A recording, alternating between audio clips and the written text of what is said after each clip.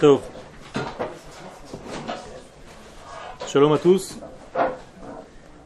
Nous revenons à notre cours juste avant Tu B'Shvat. Donc notre cours habituel concernant le processus de la délivrance qui, vous l'avez bien compris, est un processus qui non seulement touche la nation tout entière d'Israël, mais chacun d'entre nous. Ça veut dire que chacun d'entre nous, dans sa vie, il est dans des périodes d'exil et dans des périodes de Géoula. Et il faut savoir lire dans la Géoula collective du peuple d'Israël comment cette Géoula peut s'adapter à notre propre Géoula individuelle également.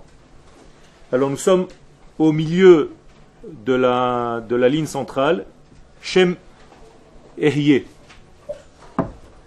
Shem Ehyeh, c'est le nom d'Akadosh Baruch Hu qui se dévoile à Moshe Rabbeinu lorsqu'Akadosh Baruch Hu vient délivrer le peuple d'Israël. C'est avec ce nom-là qu'il se présente à Moshe Rabbeinu pour délivrer le peuple d'Israël. La nouveauté dans ce nom, qui se traduit par « je serai », c'est qu'il y a un futur. Autrement dit, c'est que Akadosh Baruch Hu rassure Moshe Rabbeinu pour rassurer Israël en leur disant « je serai avec vous ». Donc le nom « je serai », c'est un nom qui est très secret et qui rassure la personne en lui disant « il y a un futur, il y a un lendemain, il y a quelque chose de bien demain. Ne t'inquiète pas de ce que tu vois de tes yeux aujourd'hui, sois optimiste, il y a un demain ».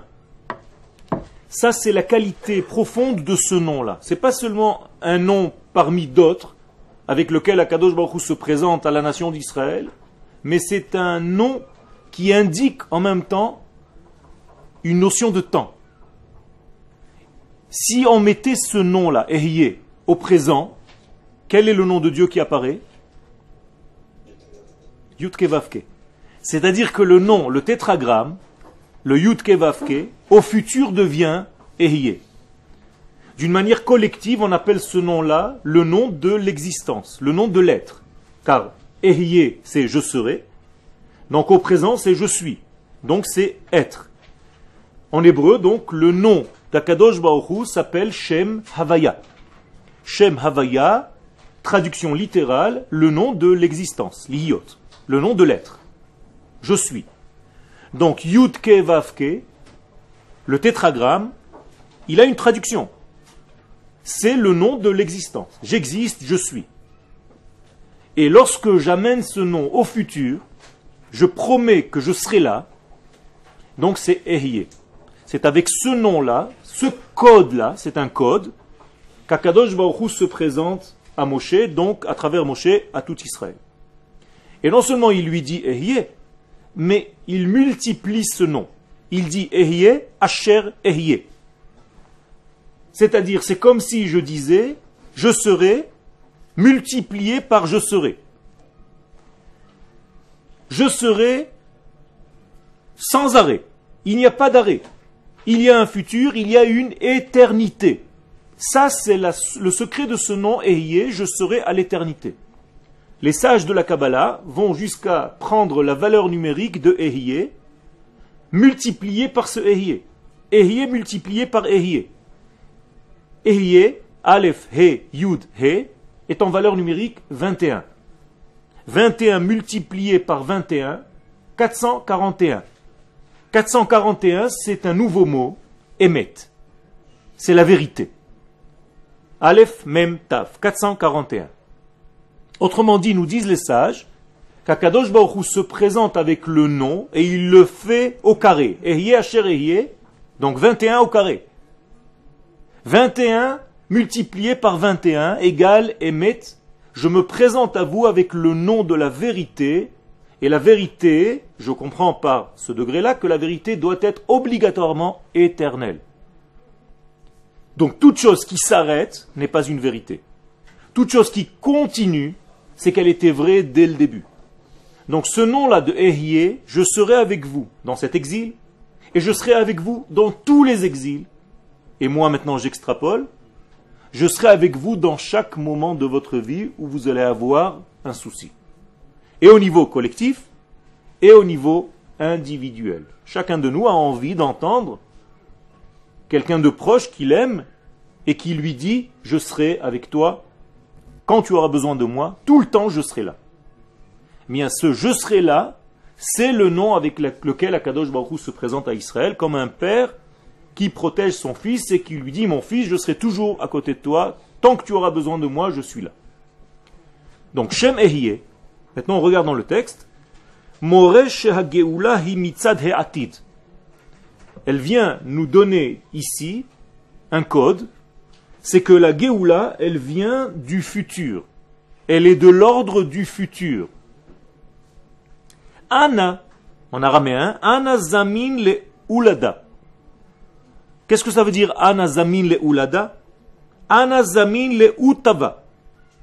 Ça vient du Zohar, vous voyez entre parenthèses. Le Zohar nous traduit Ana zamin le ulada. Qu'est-ce que ça veut dire ulada? Naissante.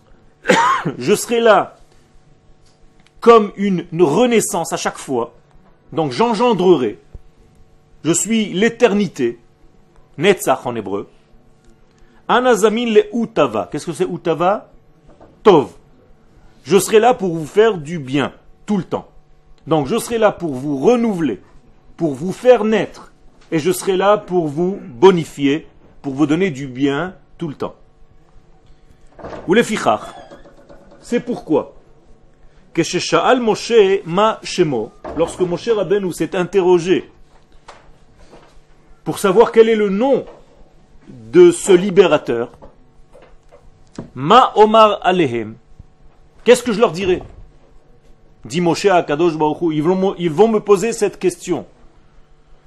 Il faut comprendre que le peuple d'Israël ne pose pas la question pour savoir qui a envoyé Moshe. Vous comprenez bien que les enfants d'Israël croient en Dieu. Ils savent que Dieu existe. C'est pas nouveau. Il y a eu Abraham, Yitzhak, Yaakov, les enfants d'Israël ont une mémoire, malgré tout. Alors, qu'est-ce que ça veut dire qui t'a envoyé?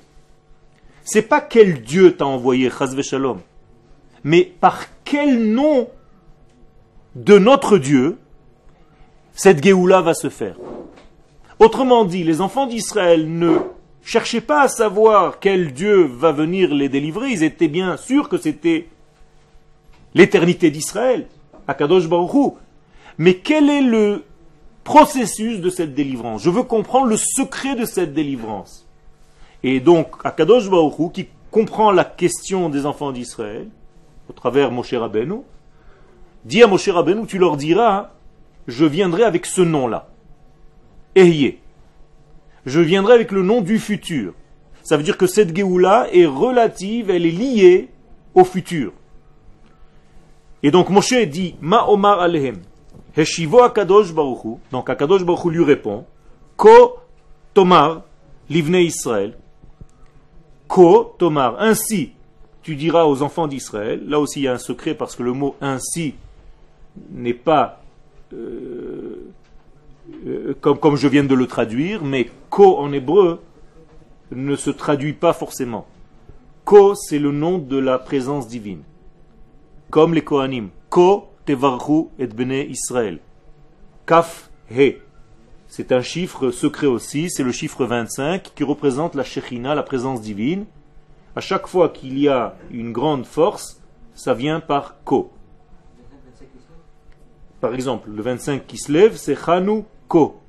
Chanouka, c'est la même chose. Ils ont découvert ce nom-là, la présence divine, donc la Shrina. Donc ici, Ko Tomar, c'est la Shrina qui va parler. Livnei Israël, aux enfants d'Israël, Ehyeh shelachani elechem. C'est ce nom-là bien précis, Ehyeh, qui m'a envoyé vers vous. Dehainu, donc quel est le message qui doit être passé aux enfants d'Israël et que les enfants d'Israël comprennent, que la délivrance sera liée uniquement par le futur. Est-ce que quelqu'un d'entre vous peut m'expliquer ce que ça veut dire? Elle est liée, cette Géoula, au futur. Pourquoi elle n'est pas liée au présent? J'ai besoin de sortir maintenant.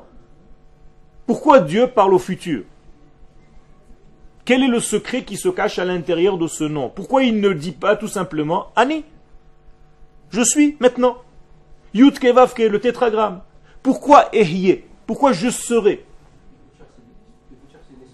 Le futur c'est l'espoir, on est d'accord, mais c'est un présent qui sera. En fait. C'est un présent continu, tu dis. C'est-à-dire c'est un présent qui continue jusqu'à la fin de l'histoire. C'est un présent qui sera, pas tout de suite, mais qui est un présent qui...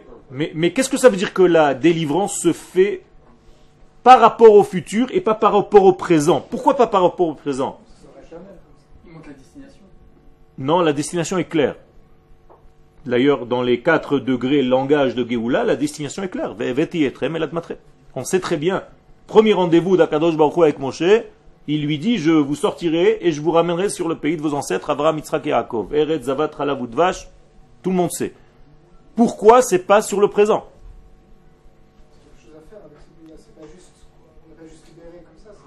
Tu es presque dans la direction. Pour vous libérer, je donne la réponse maintenant. Pour vous libérer, j'ai besoin que vous soyez à un certain niveau. Or, vous n'êtes pas dans ce certain niveau. Vous êtes dans un niveau très bas. Vous êtes à 49 degrés d'impureté. Est-ce que d'après la logique et la justice divine, je peux vous délivrer maintenant? Non. Alors, sur quoi je me base pour vous délivrer? Sur le futur. Vous avez compris le secret? Qu'est-ce que ça veut dire en réalité? C'est comme si Akadosh Baruch Hu nous donne une délivrance avec une carte bancaire. Il nous dit retirez ce que vous avez à retirer pour le présent, mais vous allez me rembourser plus tard. Je vous sauve parce que votre futur est glorieux. Je ne vous sauve pas parce que je vois votre présent, parce que votre présent est malheureux. Votre présent, il est impossible de vous sortir avec ce présent-là. Vous êtes à un degré d'impureté qui est presque correspondant aux Égyptiens qui sont juste à côté de vous. Il ne nous a pas mis dans cette situation. On n'était pas obligé de tomber à ce degré d'impureté. Mais parce que si tu vis dans un endroit avec des gens qui sont négatifs, tu es obligé de devenir comme eux. Ça influence, mais tu n'es pas obligé. Tu as un libre arbitre. Et sois positif. Noach, il était seul positif devant toute une nation entière. Abraham, la même chose. Alors pourquoi c'est pas possible? Il y a fait méhot. Ça veut dire, tu reviens à ce que j'ai dit, mais c'est pas lui qui m'a mis. Lui, il m'a mis dans cette situation pour que je récupère certaines étincelles. On a un travail à faire en Égypte. Alors, il y a un souci, c'est que quand tu es effectivement dans ce genre d'endroit, dans ce genre d'environnement, tu risques de tomber. C'est pas obligatoire, mais tu risques de tomber. C'est sûr qu'on est limité. Mais ça ne veut pas dire que j'ai besoin aussi de tomber à 49 degrés d'impureté. J'aurais pu être parvé. Ni tzaddik, ni rachat. Mais là, tomber à 49 d'impureté, ça veut dire que je suis au bout du rouleau. Okay?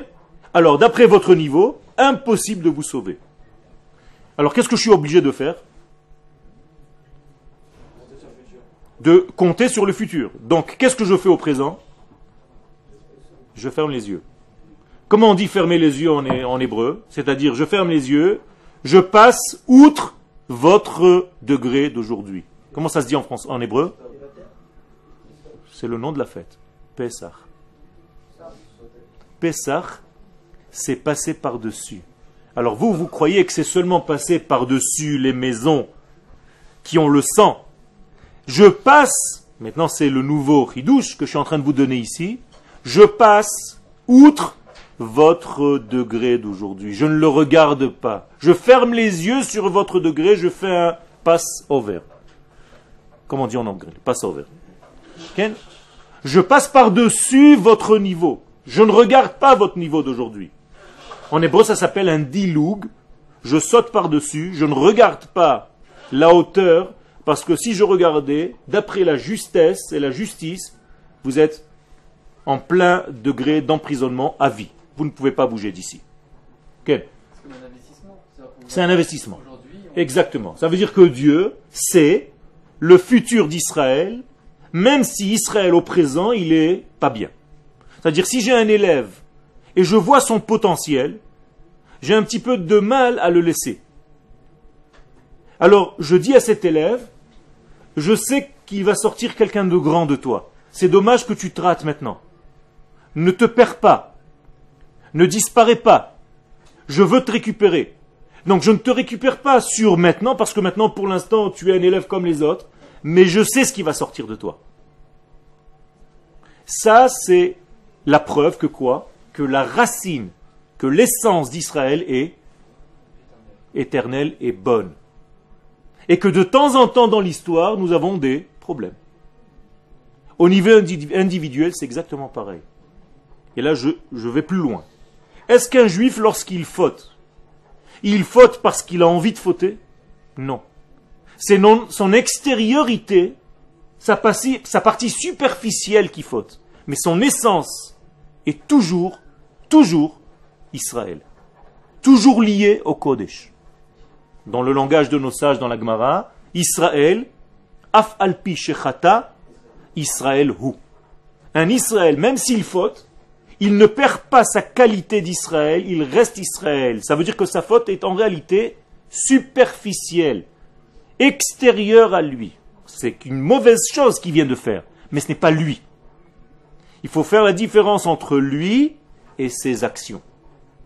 Ses actions ne sont pas bonnes, mais lui est bon.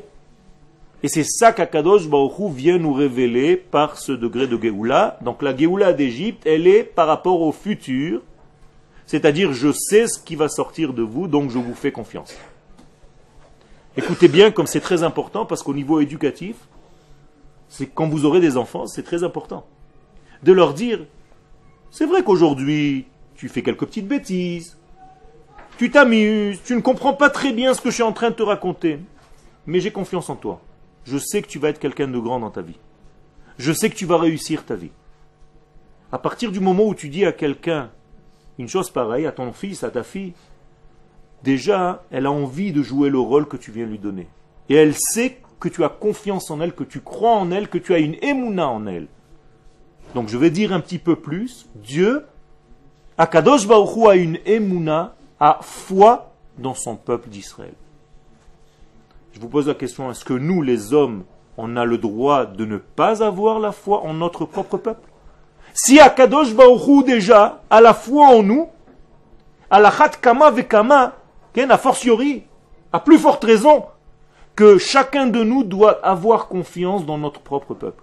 Et ne pas, chas v'shalom, minimiser son importance ou le rabaisser encore plus grave. Donc je dois être quelqu'un qui remonte la valeur de mon peuple parce qu'Akadosh Baruch Hu lui-même nous donne la Géoula, la première Géoula, la matrice de toutes les Géoulotes par rapport à mon futur.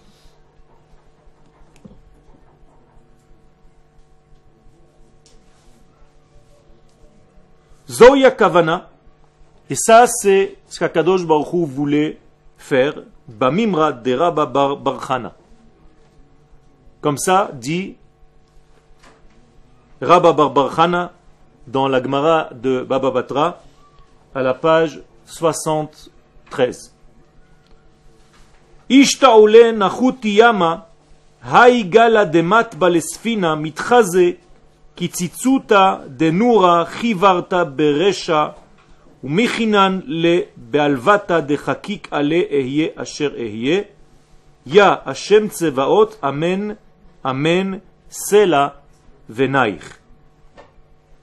Il y a ici une histoire que nous raconte la Gemara à travers ce Rav qui raconte l'histoire d'un bateau en pleine mer. Et il y a une vague qui va faire noyer ce bateau.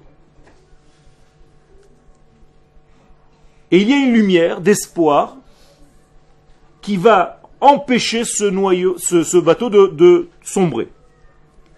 Regardez la parabole que le Rav va nous faire par rapport à ça. Hasfina, Hisfinat Am Israël. Le peuple d'Israël est comme un grand bateau. Bisman shetatri la Geoula leitnotzetz, et lorsque la Geoula va commencer à étinceler, lorsqu'on verra les prémices de la Geoula, lorsqu'on commencera à comprendre qu'il y a des étincelles de lumière délivrantes, de libération, vegam az efshar shetavo bederech ha'alama. Eh bien, même lorsque le processus va commencer, ce n'est pas forcé que la Géoula soit visible aux yeux de tous. Il y en a qui ne verront pas cette Géoula parce qu'elle va se présenter d'une manière cachée. Comme s'il y avait une vague qui voulait empêcher la Géoula de se réaliser. Et donc, comme notre bateau tout à l'heure, en pleine mer, avec une tempête, une grande vague cache le bateau, et à un moment donné, on ne voit pas le bateau. Dit le Rav, Ve'ahu Gala.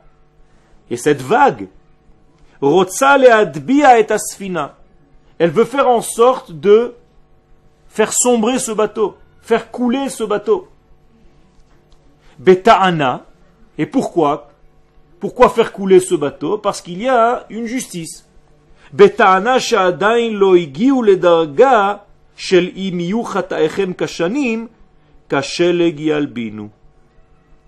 C'est-à-dire que la force négative, c'est comme si elle avait une existence maintenant.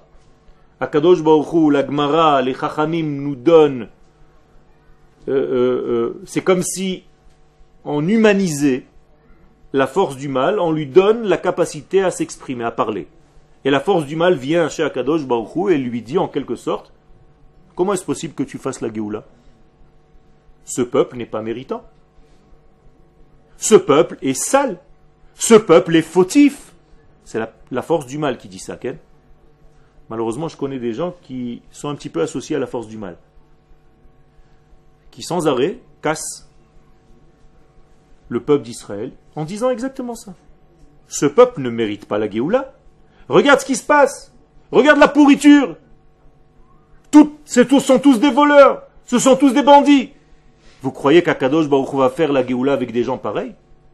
Ça, c'est la force négative qui vient chez Akadosh Baruch Hu. Il y en a qui veulent être son associé. On a le droit de faire une chose pareille. Que la force du mal le fasse, ça suffit. Mais nous, on doit être Melamdei Zchut sur notre peuple. On doit parler du bien de notre peuple. Pas pour faire comme si. Parce que nous avons des références de croire et de la certitude que notre peuple est bien. Comme dit le Rav Kook, c'est un miktsua gadol ve'avoda kasha. C'est un grand métier de comprendre la souveraineté, la grandeur de notre peuple. Il faut étudier pour arriver à ça. C'est pas que j'ai envie parce que c'est mon peuple, alors je suis un petit peu Ken, avec mon peuple, je suis obligé de dire du bien. Non, on te demande pas de faire ça. Ken? Non, mais c'est pas comme ça que ça marche. Là, il y a une vérité, mais il faut que tu la trouves. Il faut que tu la cherches dans les psukim, dans les références. Ken? Pour vous, il y a un mérite. C'est qu'il y a un mérite. Il y a un mérite. Et notre mérite, il est caché dans notre essence. Et notre essence, il faut qu'on la dévoile. C'est ça qu'on est venu faire sur terre. Ça veut dire chacun de nous, quand on nous demande, quand on vous demande de réaliser la Torah et les mitzvot, c'est quoi? C'est de réaliser ce que vous avez dans votre base. Le mérite, c'est de réaliser. Donc si on n'a pas encore dévoilé, c'est qu'on n'a pas de mérite. On n'a pas de mérite dévoilé, on a un mérite qui n'est pas encore abouti. Il y a un potentiel qu'on doit le sortir. Maintenant, ça ne veut pas dire tout ou rien. C'est pas où j'ai dévoilé ou pas encore. Je peux dévoiler à moitié. Je peux commencer déjà mon circuit de dévoilement. Mais je ne peux pas casser quelqu'un lorsqu'il a commencé à faire un geste, de lui dire non, c'est pas ce que je t'ai demandé. Mais attends, au début ça commence par un petit gribouillis, et après je vais commencer à me lâcher, je vais écrire. Mais si tu me casses dès le début parce que ce que je viens de faire c'est une tâche, jamais je pourrai développer. Un enfant à qui tu demandes de dessiner quelque chose, au début ça va être une ratée. Il faut qu'il commence à sortir. Ce que je suis en train de dire, c'est que l'exercice aide à faire sortir les choses qui sont cachées en nous. Je vais vous donner un exemple. Je suis artiste peintre. Dieu m'a donné ce cadeau dès que je suis né. Mais il m'a demandé de m'exercer. Comment on dit s'exercer en hébreu? Leit amen. Donc leit amen, c'est sortir ma omanout. C'est la même racine. Ça veut dire je m'exerce et je deviens de plus en plus ma'amin. Ma'amin en quoi? En moi-même. En ma capacité à dévoiler ce que Dieu m'a donné sur une toile. Mais si je n'exerce pas, je ne vais jamais dévoiler ce que je suis. Alors mes premières toiles, peut-être qu'elles étaient un petit peu plus ratées que les toiles un petit peu plus récentes. Mais si quelqu'un au départ m'avait dit, tu sais quoi, il vaut mieux que tu arrêtes. Tu n'es pas fait pour ça. Pourquoi? Parce qu'il sait... Sur quoi il s'est basé? Sur la première toile. Mais si quelqu'un est intelligent et qu'il a le métier, il voit ma première toile, et qu'est-ce qu'il aurait dû me dire quand j'étais déjà petit? Toi, tu vas être un grand peintre. À une condition, c'est que tu t'exerces beaucoup. Dieu t'a donné ce cadeau, mais tu dois exercer ce cadeau pour le réaliser dans ta vie. Ça me donne envie de continuer. Ça, c'est ce qu'ont fait les bons galéristes et ce que n'ont pas fait les mauvais galéristes qui étaient là que pour gagner de l'argent immédiatement. Et Akadosh Baruch Hu, c'est un bon galériste. Il a compris qu'il a affaire à un peuple artiste, à un peuple qui, dans l'avenir, va dévoiler son nom sur terre. Et il nous a fait confiance, même lorsque nous étions encore petits, immatures, mais il nous a fait confiance par rapport à notre futur. Et c'est exactement la même chose. Donc, cette vague vient pour couler le bateau, parce qu'elle dit, ce peuple n'est pas méritant. Donc la vague, la force négative, elle se base sur quoi? Sur le présent. Alors que Dieu se base sur le futur. Donc voyez la différence. Si vous voulez voir la qualité de quelqu'un, ne regardez pas seulement son présent, regardez ce qui va sortir de lui. Ezeu chacham, haroe et hanolad. Qui est l'homme sage? Celui qui voit ce qui va naître dans l'avenir de ce qu'il est en train de faire maintenant. Même si maintenant je ne vois rien. Et forcément tu ne vois rien, parce que tu n'es pas encore au niveau. Mais sache déceler la qualité qu'il y a à l'intérieur de l'élément en question. Ça, c'est le grand secret. Ça, c'est donné à des hommes intelligents, à des hommes d'affaires aussi, la même chose. Un homme d'affaires sait que dans cette affaire où personne ne fait attention, il va sortir de grandes choses dans quelques années si on investit et on fait ce qu'il faut faire. C'est comme ça que les grandes affaires commencent. Par des petits trucs que personne ne fait attention. Tout le monde s'est dit, mais avec ça, jamais on gagnera de l'argent. Il dit non, attends, il y a une idée ici. Elle n'est pas dans le présent, mais moi je la vois dans l'avenir. Ça, c'est le secret de la réussite. Dans notre vie, c'est pareil. Celui qui s'affaire à regarder que le présent, il est tout le temps dans une situation de tristesse, d'angoisse, parce que peut-être que le présent n'est pas encore très joyeux. Mais s'il voit la capacité, et il investit sur cette capacité du futur, et y est, le nom de Dieu du futur, c'est un exemple qu'Akadosh Baruch Hu lui-même nous donne comment faire les bons choix de notre vie. Donc regardez le potentiel à venir, à sortir de chaque situation. Et si tu regardes le présent, tu peux sombrer, tu peux te noyer, tu peux couler le bateau. C'est-à-dire, quand un bébé naît, pendant quelques mois, quelques années, il est toujours couché. Il fait rien. Et à côté, il y a un petit chien qui vient de naître. En quelques heures, il commence déjà à courir. Quelqu'un qui n'a jamais vu ni de chien ni de bébé, il va choisir qui? Le chien. Il va dire, regarde, ça c'est un être intelligent. En quelques heures, il s'est mis déjà sur ses pattes, il commence à courir, il est joyeux, il rigole. Ce bébé, il bouge pas. C'est quoi? Le même système. Si tu sais que ce chien est déjà à sa limite dès le premier jour, et que ce bébé, tu le vois sur son avenir, tu vas choisir le bébé, bien entendu. Tous nos problèmes dans la vie, c'est parce qu'on ne sait pas investir sur l'avenir. On n'investit que sur le présent, ce que je vois maintenant, tout de suite devant mes yeux. Et ça, c'est ce qui nous trompe, parce qu'on ne voit que le détail. C'est ce qu'on appelle ne pas voir plus loin que le bout de son nez. Quel? Slicha? Leurs petits-enfants, qui sont maintenant en Israël, avec des grandes familles, un avenir, des enfants qui parlent l'hébreu et qui courent dans les rues, qui sont joyeux, beaux, intelligents, et qui ont gardé la mémoire de leurs ancêtres. Qu'est-ce que nous dit le prophète? Il y a 2000 ans, le prophète Isaïe nous dit, un jour, mes frères, Il y aura dans Jérusalem des vieux, des vieilles, avec des bancs, des enfants qui vont courir, des arbres, des maisons. Et ils sont en train de leur parler là-bas, ils sont en plein exil. La mort, le sang qui coule par terre, il est en train de leur donner un espoir sur l'avenir. Qui est capable de voir ça? Le prophète. C'est-à-dire Akadosh Baruch Hu qui parle à travers le prophète.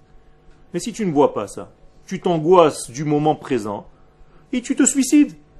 Il vaut mieux en finir. Il n'y a pas d'avenir.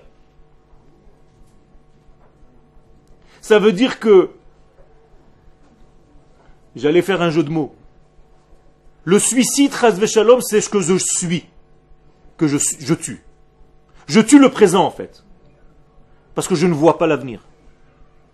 Celui qui voit l'avenir, qui entrevoit l'avenir, qui sait qu'il y a un lendemain heureux, qui a un espoir, qui a une émouna dans le futur d'Israël, de son peuple, de sa génération, de son identité, de lui-même, de sa famille, de sa descendance, c'est un homme qui ne peut jamais mourir.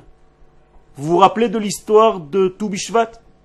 Celui qui plantait l'arbre, et Choni Ameagel lui dit, quand est-ce que cet arbre va pousser? Il lui dit dans 70 ans. Et il dit, mais tu es très optimiste toi, tu vas être là dans 70 ans? Il dit, mais je ne le fais pas pour moi. Je le fais pour mes enfants, moi aussi j'ai trouvé quelqu'un qui m'a planté un caroubier pour moi. Si je monte des caroubes maintenant, c'est que quelqu'un l'a planté il y a 70 ans. Il n'est plus là. Eh bien, je fais la même chose pour mes arrière-petits-enfants. Ça, c'est l'avenir. Il faut réfléchir avec cette puissance-là, avec cette direction-là, et ne pas être comme un égoïste à voir que moi, dans le présent, ici. Okay? C'est beaucoup plus large, la vie. C'est peut-être pour ça que Dieu, quand il dit lié dans le futur, c'est par rapport à tous les événements Tout à fait. futurs, que c'est un espoir aussi. Dans tous les exils, on va toujours lier. Je serai là dans tous les exils, car vous en aurez. Mais dans chaque exil, vous devrez voir ce Ehyeh. C'est-à-dire, j'ai un avenir.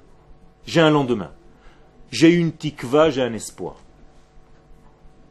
Donc, la force du mal, cette vague-là, qui vient pour détruire parce que, soi-disant, et c'est vrai, pour l'instant, nous ne sommes pas dans le degré, entre guillemets, im yu chataechem kashanim kasheleg yalbinu. Qu'est-ce que c'est que ce degré-là? Qui peut me traduire cette phrase? Si vos fautes sont rouges comme... Qu'est-ce que c'est shani? Shani, c'est une tolarat. Tolarat shani, c'est un verre à soie. Ça veut dire si vos fautes sont rouges, tellement rouges, ça veut dire vous avez tellement fauté, kasheleg yalbinu. Elles blanchiront, ces fautes, comme la neige. Alors on n'est pas à ce degré-là. Alors la vague qui veut noyer le bateau, qui veut couler le bateau, elle se dit, écoute, moi si j'avais vu qu'ils étaient blancs comme neige, j'aurais rien dit. Mais ils sont rouges, ils sont remplis de fautes. Et il y a une étincelle qui est blanche, qui est comme une flamme, encore à ses débuts. Qu'est-ce qui se passe? Il y en a qui s'éloignent de ce bateau. Parce qu'ils se disent, ce n'est pas la Géoula. C'est pas le peuple d'Israël, ça, c'est pas ça la Géoula. Moi je suis désolé, moi on m'a dit dans mes cours que la Géoula c'était Mashiach il vient, il descendra du ciel, comme l'autre, peut-être pas avec les mêmes couleurs, pas en rouge et blanc, mais c'est ça la Géoula, un plaisir. Alors je quitte le bateau. Vous connaissez des gens qui quittent le bateau? Il y en a, malheureusement. Qui quittent ce processus en disant, ce processus-là, ce n'est pas la Géoula. C'est-à-dire, ils sont plus forts qu'Akadosh Baruch Hu. Il y a des gens plus forts que Dieu.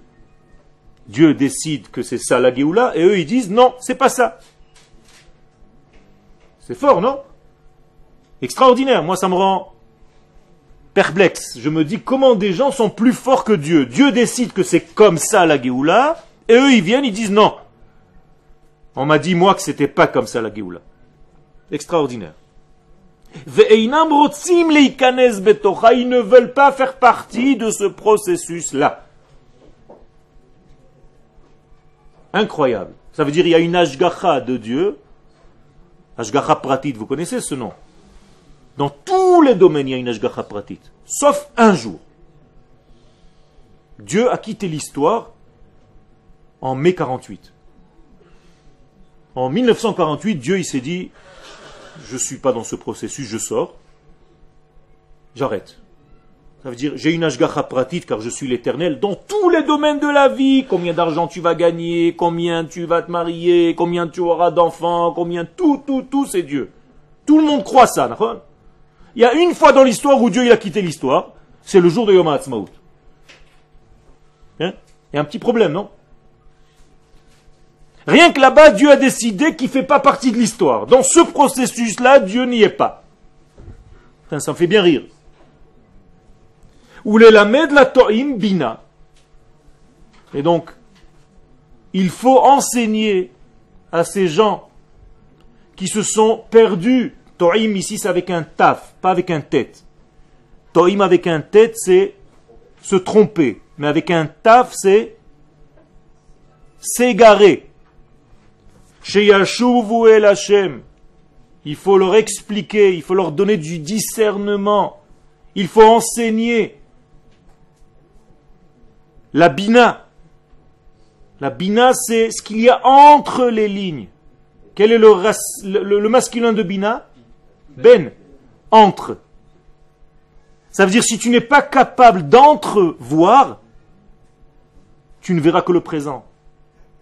Et le présent, bien souvent, il trompe. Tu n'arrives pas à voir entre les lignes. Tu ne sais pas décoder les choses. Donc il faut enseigner la bina. Voir entre. Lire entre. Shiashuvu el Hashem. À tous ces gens de revenir vers Hashem. Ve'el Torato et vers sa Torah. Pas ta Torah. Chacun se fabrique une petite Torah personnalisée. Il arrive même à se persuader que ce qu'il est en train de faire, c'est top niveau. Mais est-ce que c'est la Torah d'Hachem ou c'est ta salade à toi? Torato. Leman lehalbin avonotem shel Israël. Et ça, c'est ce qui fait blanchir les fautes, les égarements, les sorties de territoire d'Israël. Ou les Shem Kach, Machinale be'alvata de chakik ale ehye asher ehye. Quel est l'espoir? Quelle est la garantie qu'on puisse sortir de tout ce contexte? Ehye asher ehye. C'est comme si on gravait, chacun dans notre vie, on doit graver à l'entrée de sa porte, ou marquez-le en gros quelque part, ehye asher ehye. C'est-à-dire, je suis dans tous les événements qui vont être avec le peuple d'Israël. Partout. Je dis partout. Même pendant la Shoah. Où est-ce que Dieu était? À Auschwitz.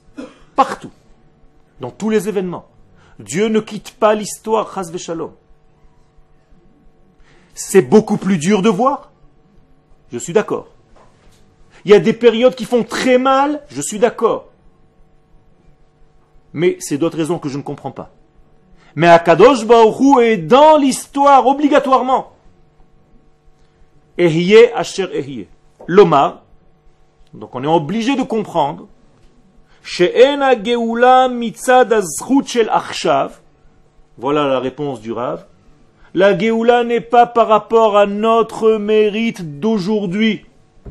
C'est vrai que peut-être par rapport à notre mérite d'aujourd'hui, c'est presque sûr, on n'aurait pas de Géoula. Mais la première Géoula, elle s'est faite de cette manière-là. Pas par rapport à notre mérite. Nous étions très très bas dans notre mérite. D'ailleurs, d'après ce système-là, on ne devrait pas dire le Hallel le soir de Pessah, ni le lendemain matin. On est d'accord. Parce que la Géoula d'Égypte était une Géoula avec des gens qui étaient beaucoup moins que ceux qui étaient en 1948, on est d'accord. Ils étaient en 49 degrés d'impureté. Et toi, tu fais le Hallel à Pessah. Et après, tu me dis, je ne fais pas le Hallel le jour de Yom HaAtzmaut, parce que les gens qui ont créé l'État, ils n'étaient pas religieux. Mais si tu places cela par rapport à cela, tu dis plus jamais Hallel. Ni à Pessah, ni à rien du tout. On ne dit pas Hallel par rapport à la valeur des gens qui ont fait ce qu'ils ont fait. On dit Hallel par rapport à ce que Dieu nous a sortis de la mort vers la vie. Nekuda. C'est une Gemara meforeshet.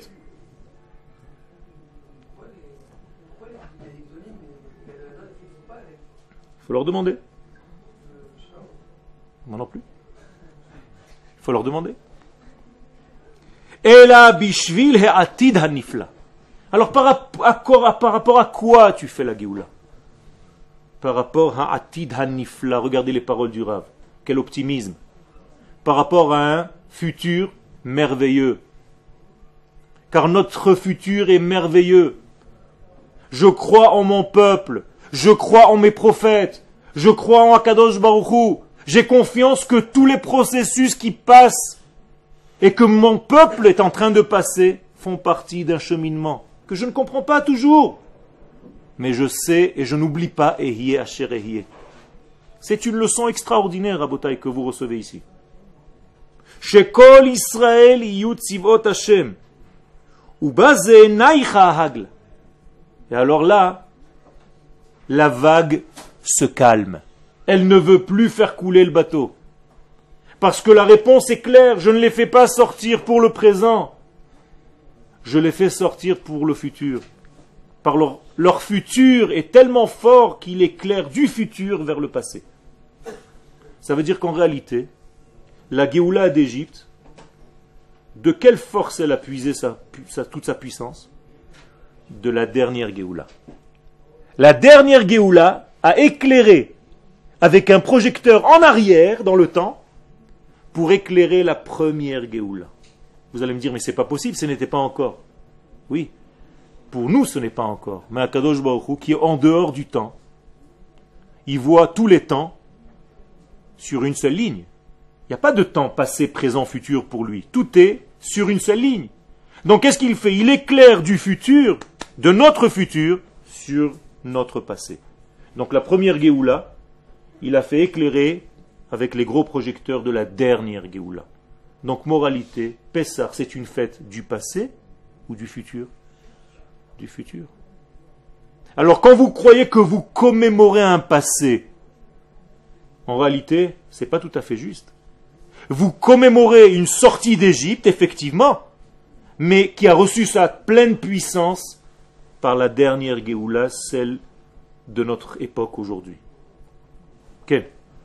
Pourquoi, en fait, si c'est la première Géoula c'était Pessah, et donc maintenant il y a Matzot, Yom Matzot, ça ne devrait pas annuler Pessah?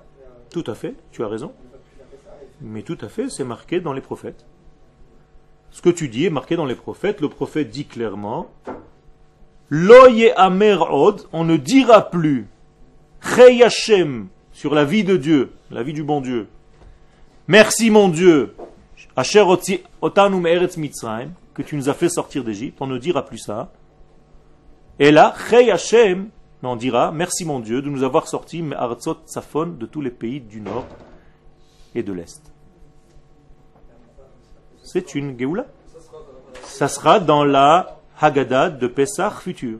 La prochaine Haggadah de Pessah va être comme ça. Alors les sages posent la question, quoi, on va annuler la sortie d'Égypte, ça sera plus rappelé? Et les sages disent si, en une ligne.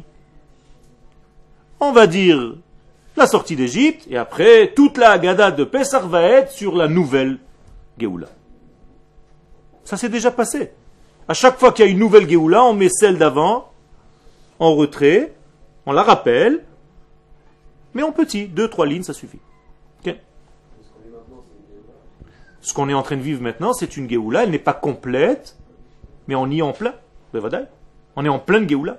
C'est un début de Géoula. C'est pas un début. On est déjà en plein dedans. Le début, c'était il y a 63 ans. Là, on est en plein dans la Géoula. En plein. Je ne veux même pas prendre de risque pour vous dire très proche de la fin. Mais mes sages, beaucoup plus grands que moi, le disent. Seulement, il faut ouvrir les yeux. Et encore une fois, si vous regardez le présent, vous allez voir tout noir. On est d'accord? Mais si vous savez ce secret-là, Ehyeh Asher Ehyeh, vous savez qu'Akadosh Baruch Hu est en train de nous juger sur notre avenir. Et Baruch Hashem aujourd'hui, On est beaucoup plus grand que lorsque nous sommes sortis d'Égypte. On est bien d'accord? Jamais depuis la création du monde, il y a eu autant de centres d'études de la Torah qu'aujourd'hui. Jamais depuis la création du monde, il y a eu autant de juifs en Eretz Israël qu'aujourd'hui. Jamais. On est dans une période extraordinaire. Jamais depuis le début de l'histoire humaine, les fruits de la terre d'Israël étaient aussi beaux, sont aussi beaux qu'aujourd'hui. Jamais. Jamais. Et tout ce que je suis en train de vous dire, ce sont des signes clairs de la Géoula. Tel point que Rashi nous dit, En lecha ketz megulei yoter, tu n'as pas de fin des temps aussi clair, chez Eretz Israël notenet piria be'ayin yafa, que la terre d'Israël donnera ses fruits avec un bon œil. Allez au marché. Et vous regarderez les fruits d'Eretz Israël. Donc nous sommes en plein, et beaucoup plus, dans cette Géoula. Et si chas v'shalom, quelqu'un vous dit, j'attends la Géoula, quand est-ce que la Géoula va venir? Il faut le traiter d'ingrat.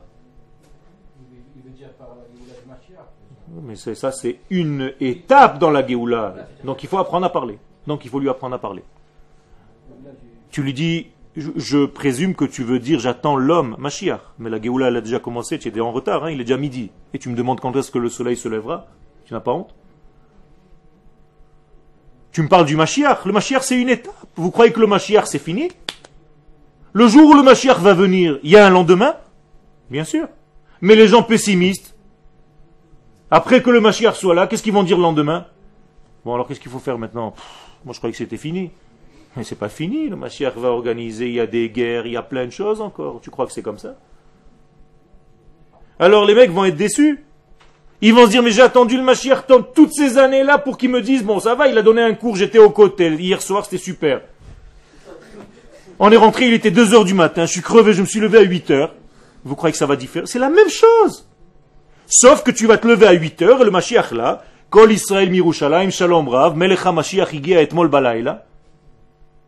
Hier soir, le roi Mashiach est apparu en terre d'Israël, mais il y a tout un processus. Et tu vas venir au Machon Meir et je vais devoir mettre l'essence dans ma station pour venir ici. Et le Mashiach va être à la Knesset peut-être, en train de discuter avec tous les Chaverim, qu'est-ce qu'on fait? Et les gens qui croient que tout va changer d'un coup comme ça, comme une bande dessinée, ils vont être vachement déçus. Vous comprenez? C'est encore une étape, l'homme Mashiach. Mais si aujourd'hui tu n'arrives pas à voir la Géoula de maintenant, je te garantis que quand il va venir le Mashiach, ça va te faire le même effet. Tu vas rien comprendre. Tu vas te dire, bon, ça va, moi je croyais que c'était autre chose. Toujours tu crois que c'est autre chose. Pourquoi? Parce que dans ton cerveau, tu as déjà préparé un tiroir qui ressemble à une Géoula qu'un jour tu as compris, ou cru avoir compris. Mais en réalité, c'est pas comme ça. Tu vas limiter Akadosh Baruch Hu dans sa Géoula. Toi, tu vas lui dire dans quelle couleur elle sera, sous quelle forme, mais qui tu es. Akadosh Baruch Hu va faire sa Géoula comme il l'entend lui, dans des processus qui correspondent à quelque chose peut-être que tu n'attendais pas. Alors aujourd'hui, il y a des gens qui sont déçus. Ils se disent, mais c'est l'État d'Israël, la Géoula. Oui, Akadosh Baruch Hu a décidé de passer comme ça, par l'État d'Israël comme il est. Et on doit faire des efforts pour l'améliorer. Mais c'est déjà la Géoula. Quel? C'est-à-dire que nous, on doit faire comme Hachem et voir le potentiel. Bevadaï. Bevadaï. Et faire l'effort d'arranger les choses. Je répète, ce n'est pas l'idéal, on n'est pas arrivé à l'idéal. C'est pour ça qu'on doit bosser. Mais les gens qui sont paralysés dans l'attente d'un homme, Mashiach, ils sont en train de rien faire. Leur journée passe, ils perdent leur temps en attendant un homme. C'est pas du tout une émouna d'Israël, ça. Le Rambam lui-même dit, si tu t'occupes trop de ce genre de choses, tu vas plus rien faire dans ta vie. Il y a des gens qui viennent me poser des questions. Est-ce que j'investis, je dois acheter une affaire? Parce qu'on m'a dit que la Géoula va venir. Vous vous rendez compte? Non, je rigole pas, c'est réel. C'est de la folie. C'est des gens qui sont en train de perdre leur vie, qui ne savent pas qu'il faut investir, qu'il faut construire, qu'il faut planter sur cette terre. Ça ne change rien du tout. Quel rapport?